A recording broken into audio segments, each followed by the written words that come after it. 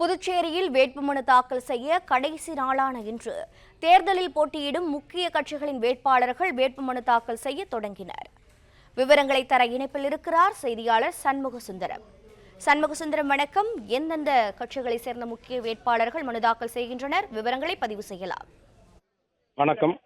புதுச்சேரியில் ஏப்ரல் 9ஆம் தேதி தேர்தல் நடைபெற உள்ளதாக தேர்தல் ஆணையம் அறிவிக்கப்பட்ட நிலையில் கடந்த 16ஆம் தேதி முதல் 23ஆம் தேதி வரை வேட்புமனு தாக்கல் செய்யப்படலாம் என்றும் 24ஆம் தேதி வேட்புமனு பெறுவதற்கான கடைசி நாள் 23ஆம் தேதி கடைசி நாள், 24ஆம் தேதி அதனுடைய பரிசீலனை மற்றும் 26ஆம் தேதி திரும்ப பெறும் நாள் என அறிவிக்கப்பட்ட நிலையில் கடந்த 16ஆம் தேதி முதல் 17ஆம் தேதி ஆகிய இரு நாட்களில் எந்த வேட்புமனு செய்யப்படாதனால் 18, 19, 20 ஆகிய நாட்களில் வேட்புமனு நடைபெற்றது.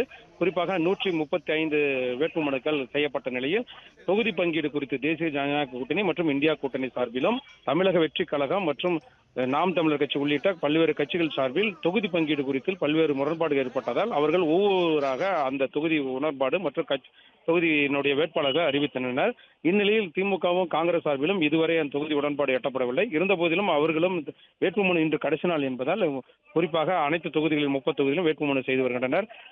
புதுச்சேரியில் முக்கிய கட்சிகளான என்ஆர் காங்கிரஸ், பாஜக, அதிமுக, லட்சிய ஜனநாயக கட்சி, திமுக, காங்கிரஸ் மற்றும் தமிழக வெற்றி கழகம் மற்றும் நாம் தமிழர் கட்சி உள்ளிட்ட கட்சிகள் சார்பில் இன்று கடைசி நாள் என்பதால் 17 இடங்களில் 100க்கும் மேற்பட்ட வேட்புமனுக்களை தாக்கல் செய்து வருகின்றனர்.